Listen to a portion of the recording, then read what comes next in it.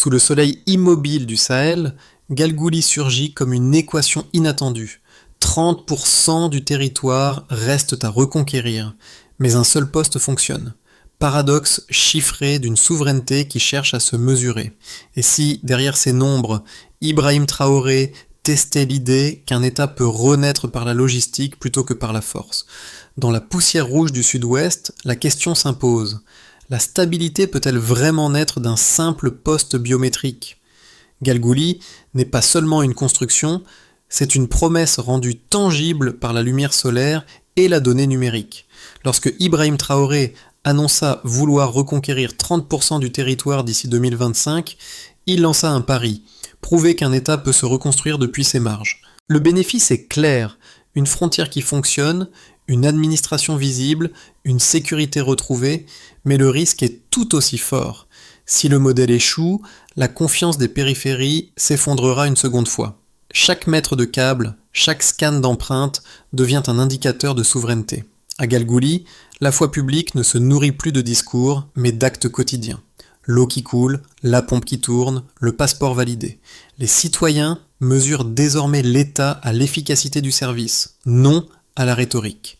Reste une interrogation. Ce laboratoire peut-il essaimer assez vite pour colmater les fractures du Sahel? Le matin de l'inauguration du poste frontalier de Galgouli, 2 chiffres circulent et intriguent. 64 000 mouvements transfrontaliers en un mois et près de 2 millions de déplacés internes dans le pays. Derrière cette dissonance statistique se cache une révélation silencieuse. Le Burkina Faso, fracturé, tente de se recoller par le bas en commençant par ses marges.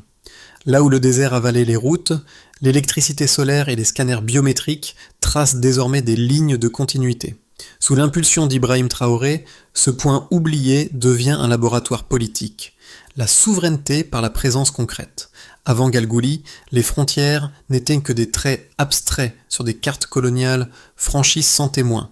L'État se repliait sur Ouagadougou, abandonnant le nord et l'est à l'insécurité. Avec Galgouli, l'ordre est inversé. Reconstruire d'abord là où la paix est encore possible. Montrer avant de promettre.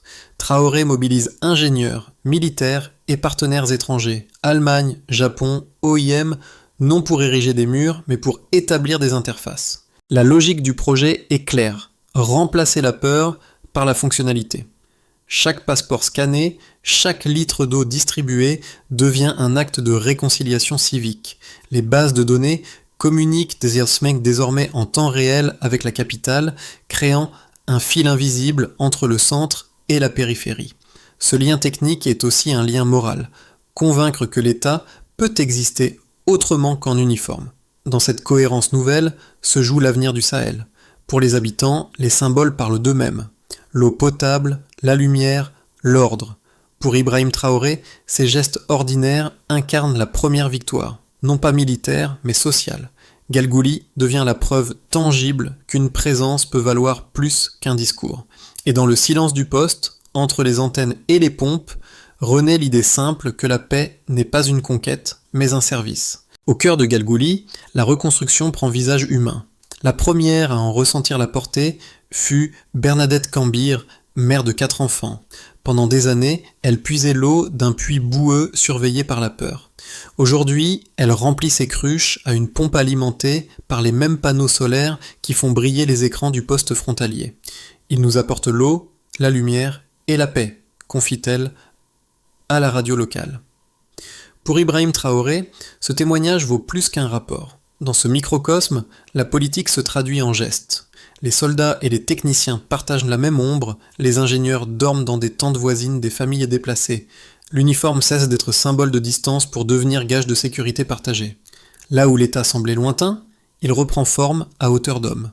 Les marchés se reforment, les commerçants reviennent du Ghana voisin, les enfants rejouent entre les antennes de communication. Cette transformation précoce n'est pas spectaculaire, elle est mesurable. En quelques semaines, les flux commerciaux augmentent, les plaintes baissent, et la confiance circule à nouveau. Galgouli devient une expérience de gouvernance incarnée, une pédagogie du réel. L'État par la preuve. Dans les réunions de terrain, Ibrahim Traoré résume sa vision en une phrase. La présence précède la paix. Ce principe, simple en apparence, redéfinit la stratégie nationale. Ce n'est plus la force qui rassure, mais la continuité des services essentiels. Ainsi, à travers une poignée d'individus, le projet révèle son véritable enjeu, faire de chaque citoyen un maillon de la souveraineté retrouvée. Le pari semble fou, mais à Galgouli, il prend déjà racine. Tout a commencé par une scène banale. Un camion de ciment, quelques câbles solaires, une poignée de soldats déchargeant sous le soleil. En apparence, rien de politique. En réalité, c'était le premier maillon d'une stratégie patiemment tissée par Ibrahim Traoré. Le président avait ordonné que la reconstruction ne démarre pas au nord, encore instable, mais au sud-ouest, une zone où l'État pouvait bâtir avant de combattre. Galgouli, à la croisée du Ghana et de la Côte d'Ivoire, devenait ainsi le laboratoire d'une reconquête par la preuve. Les premières semaines furent prudentes. Les habitants observaient en silence les uniformes venus du centre, puis les tests biométriques commencèrent. Empreintes digitales, identités enregistrées, passeports vérifiés. À mesure que les écrans clignotaient, les visages se détendaient. L'administration, absente depuis des décennies, reprenait corps. Pour la première fois, les habitants voyaient un service d'État fonctionner sans intermédiaire étranger. Rapidement, l'écho dépassa la région. Les médias nationaux montrèrent un poste propre, alimenté par le soleil, surveillé par des citoyens formés localement. L'image séduisit autant qu'elle inquiéta. Des trafiquants dénoncèrent de la fin de leur route. Des groupes armés accusèrent Galgouli d'être un projet imposé de l'extérieur. Le symbole devenait champ de bataille. Ibrahim Traoré convoqua alors un conseil de sécurité d'urgence. Les services de renseignement signalaient une attaque en préparation contre le poste. Un échec aurait ruiné le modèle. Une résistance victorieuse en ferait une doctrine. Les jours suivants, le gouvernement renforça discrètement la sécurité tout en maintenant l'ouverture publique. Des journalistes furent invités, des caméras installées, des témoignages diffusés. Cette transparence inhabituelle transforma la menace en message. Les images de femmes puisant l'eau, d'enfants jouant près des antennes et d'agents expliquant les bases de données dissipèrent en la peur. Le poste devint un symbole vivant d'un État qui revient sans fracas. La poussière se mêla au rire, la méfiance céda, place à la curiosité. Dans les couloirs du pouvoir, le projet Galgouli prit alors un autre statut. Il n'était plus un essai technique, mais le pivot d'une stratégie nationale. Ibrahim Traoré l'érigea en point d'ancrage de sa doctrine, reconquérir par la preuve. Avant 2023, l'État ne contrôlait activement que 70% du territoire. Depuis l'ouverture du poste solaire, 6% supplémentaires ont été regagnés, soit près de 4000 km² replacés sous gestion administrative. Chaque kilomètre repris correspond à des écoles rouvertes, des taxes collectées, des registres civils réactivés. Derrière chaque pourcentage, il y a des familles, des visages, des vies qui cessent d'être invisibles. C'est cette granularité humaine qui fonde le succès de Galgouli. La souveraineté y devient mesurable et vécue. À l'échelle du Sahel, le signal est clair, la stabilité ne se décrète pas, elle se construit. Galgouli marque le point où l'abstraction politique s'est changée en réalité quotidienne. Le tournant de Galgouli se lit d'abord dans les chiffres. Avant 2023, le Burkina Faso ne contrôlait que 70% de son territoire, laissant près d'un tiers du pays en zone grise. 6 mois après la mise en service du poste solaire biométrique, le gouvernement affirme avoir regagné environ 6% de couverture sécuritaire effective dans le sud-ouest, soit près de 4000 km² replacés sous gestion administrative directe. Ce delta, modeste à l'échelle nationale, équivaut à plusieurs centaines de villages de nouveau enregistrés dans les registres civils. La seconde donnée marquante concerne les flux humains. En juillet 2023, l'Organisation internationale pour les migrations a recensé 75 000 passages frontaliers, dont la moitié entrants. Cela signifie que plus de 35 000 Burkinabés ou ressortissants voisins ont franchi légalement la frontière, identifiés et protégés. Là où aucune donnée n'existait, la traçabilité remplace désormais le chaos. Les services de sécurité peuvent anticiper les mouvements, détecter les trafics et ajuster la présence de terrain selon des indicateurs mesurables. Troisième indicateur, les effets économiques directs. Plus de 120 emplois ont été créés autour du site, gardes, techniciens, administrateurs. Les marchés de proximité enregistrent une hausse moyenne de 25% du chiffre d'affaires. Ces dynamiques continuent depuis un an, constitue la métrique concrète de la souveraineté, un État qui produit du revenu plutôt que de la peur. Mais pour Ibrahim Traoré, les pourcentages ne sont pas une fin. Ils servent à établir un argument. La sécurité ne se mesure plus par le nombre de patrouilles, mais par la qualité de vie retrouvée. Chaque poste fonctionnel devient une cellule de confiance. Le modèle Galgouli repose ainsi sur une équation simple: infrastructure et légitimité et stabilité. Dans les réunions présidentielles, ce principe guide les décisions budgétaires. Plutôt que d'investir massivement dans la répression, le gouvernement alloue une partie des fonds à la maintenance locale, panneaux solaires, pompes, formation des agents. Cette réorientation crée un effet multiplicateur. Chaque franc investi dans un service public produit plusieurs gains, fiscaux, sanitaires et symboliques. Les données sanitaires confirment la tendance. La mise en service des pompes solaires a réduit de 40% les maladies hydriques dans 3 villages voisins. Le ministère de la Santé cite Galgouli comme modèle d'intégration, sécurité et bien-être. Même les ONG, initialement sceptiques, reconnaissent un impact tangible sur la résilience communautaire. Enfin, les retombées fiscales parlent d'elles-mêmes. Les taxes collectées sur le commerce transfrontalier ont progressé de 35% en 3 trimestres. Chaque reçu officiel, chaque transaction déclarée renforce la visibilité de l'État. L'économie grise recule, la légalité gagne du terrain. Ainsi, à travers ces chiffres, se dessine une constante. Quand l'administration revient, la peur s'éteint. Galgouli démontre que la stabilité peut être chiffrée, non pour la réduire à des tableaux Excel, mais pour prouver qu'elle se construit. Pour Ibrahim Traoré, cette logique est la clé d'un nouveau pacte national, un contrat social mesurable à l'échelle du quotidien. Toute réforme soulève ses oppositions et le modèle de Galgouli n'y échappe pas. 2 critiques majeures dominent le débat, la première d'ordre technologique et éthique, la seconde budgétaire et politique. Les observateurs internationaux craignent qu'un État s'appuyant sur les données biométriques ne bascule dans la surveillance. L'argument est solide. Chaque visage scanné pourrait devenir une donnée sensible, chaque empreinte un outil de contrôle. Dans d'autres contextes, ces technologies ont parfois dérivé vers l'abus.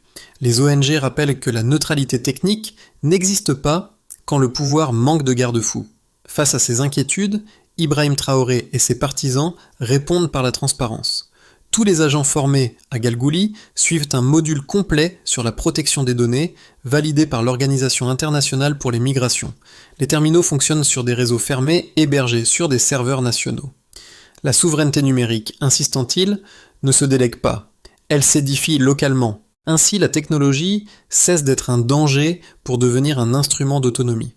Le second reproche provient de l'opposition intérieure. Selon elle, concentrer des ressources sur un seul projet vitrine détourne des fonds essentiels à la santé ou à l'agriculture.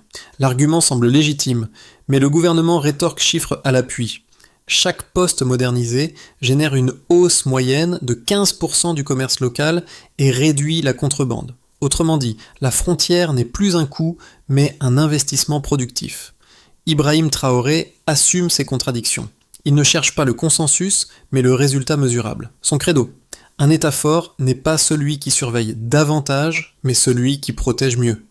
Dans cette dialectique entre défiance et preuve, Galgouli devient un laboratoire d'équilibre. Le stillman du projet repose donc sur une idée simple.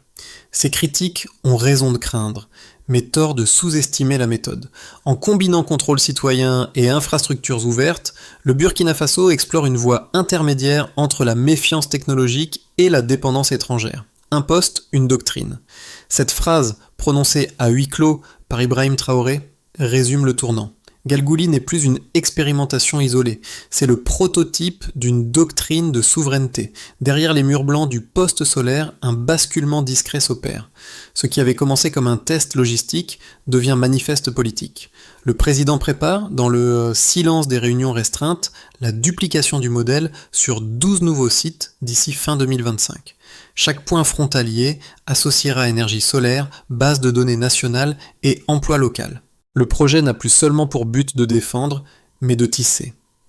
Reconstruire le pays par capillarité, de la marche vers le centre, de la preuve vers la confiance. Dans les couloirs d'Ouagadougou, on l'appelle déjà la doctrine Traoré.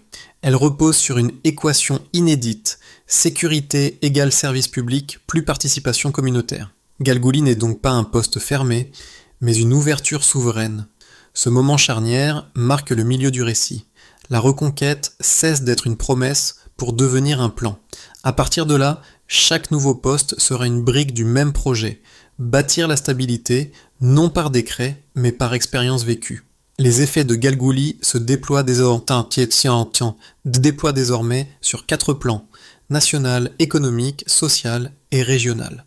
Au niveau national, la confiance entre citoyens et institutions se rétablit. Selon les enquêtes internes du ministère de l'Administration, la participation au programme public a augmenté de 28% dans les provinces du sud-ouest.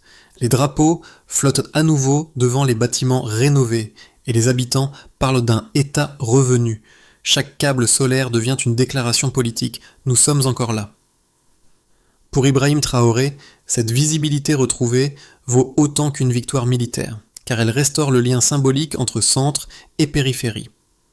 Sur le plan économique, l'impact est mesurable.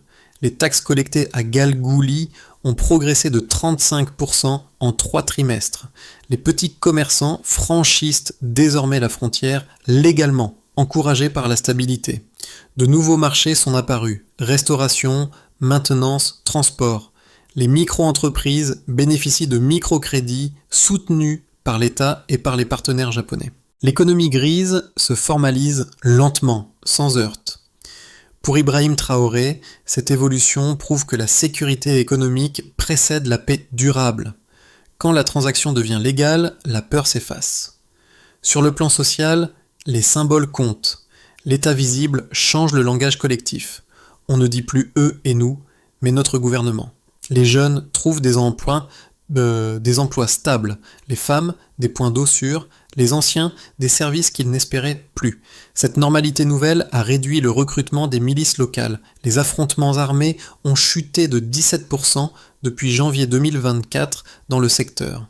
Les habitants commencent à percevoir la présence de l'État non plus comme contrôle mais comme protection. Enfin, au niveau régional, la transformation dépasse les frontières.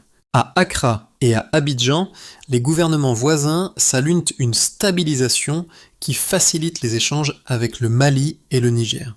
L'Union africaine a cité Galgouli comme étude de cas de souveraineté pragmatique. Dans les forums internationaux, le Burkina Faso passe du statut d'État fragile à celui de laboratoire d'autonomie. Ces impacts cumulés redessinent la carte invisible du pouvoir. En redonnant un centre aux périphéries, Ibrahim Traoré inverse la logique historique. Ce n'est plus la capitale qui impose, mais la marge qui inspire. Galgouli, jadis point de fuite, devient point de départ. À ce stade, le projet Galgouli a cessé d'être une expérience. Il est devenu une boussole. Pourtant, son avenir demeure suspendu à 3 trajectoires possibles: scénario de base, optimiste et critique, que Ibrahim Traoré examine avec pragmatisme. Dans le scénario de base, le rythme actuel se maintient.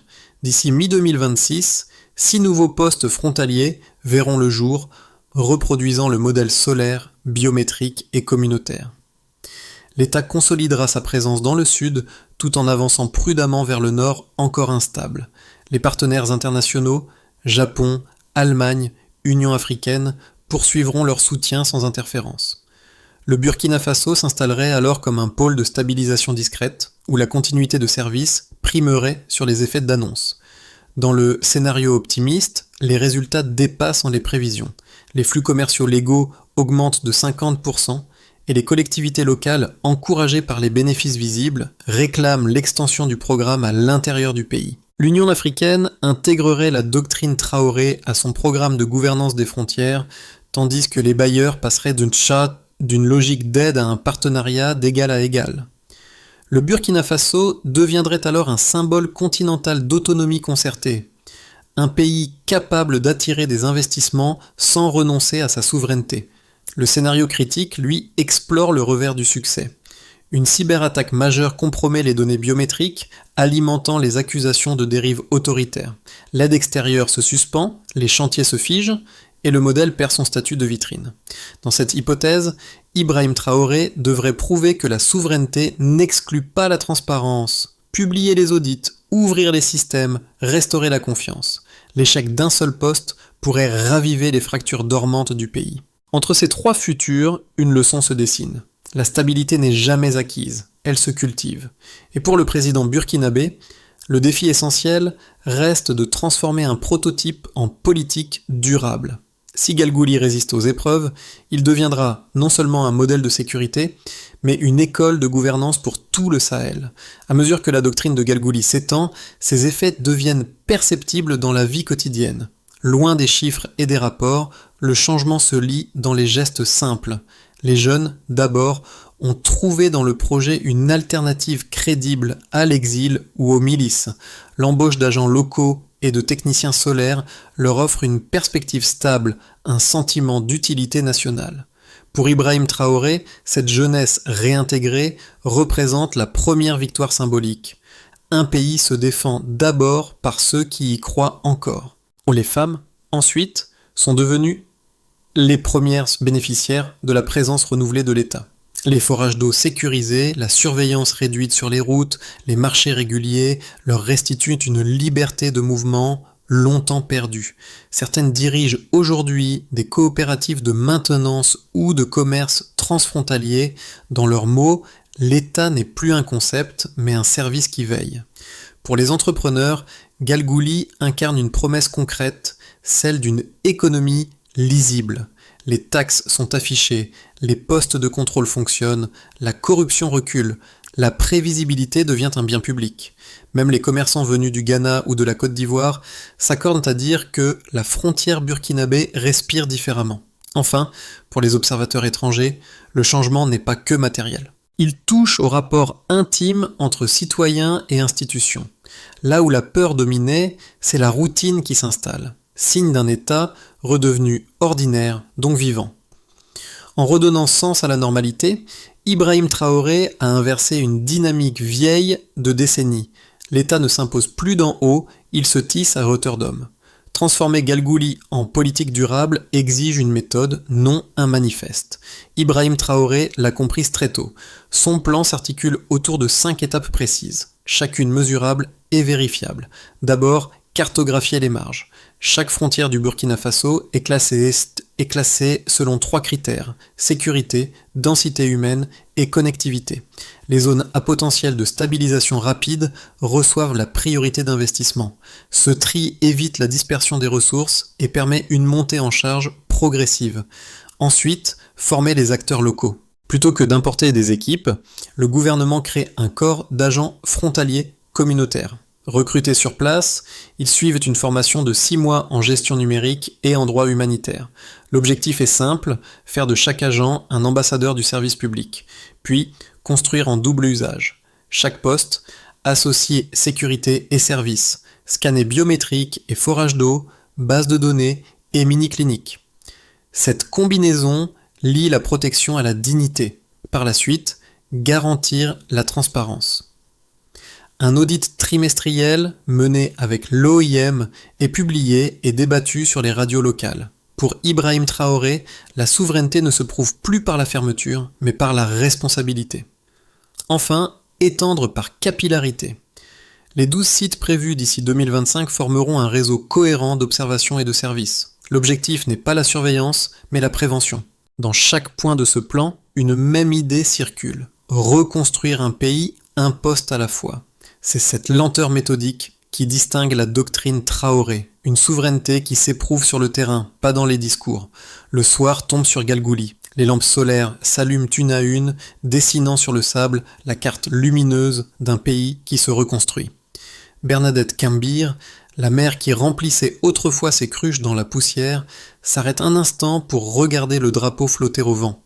Dans ce geste banal se résume toute l'ambition d'Ibrahim Traoré, rendre la fierté à ceux qui avaient cessé d'espérer. Les soldats ferment les portails sans crainte, les commerçants comptent la recette du jour, les enfants jouent autour des antennes. Rien d'héroïque, rien d'extraordinaire, seulement la normalité retrouvée. Et c'est là que réside la transformation. L'État n'est plus une promesse, il est revenu, tangible, mesurable, presque ordinaire. Ibrahim Traoré l'avait répété, la présence doit se sentir avant de se voir. À Galgouli, cette phrase a pris cher. Le poste solaire n'est pas qu'un bâtiment, c'est une métaphore, celle d'un pays qui réapprend à se tenir debout. La nuit s'étend sur le Sahel, mais la lumière reste.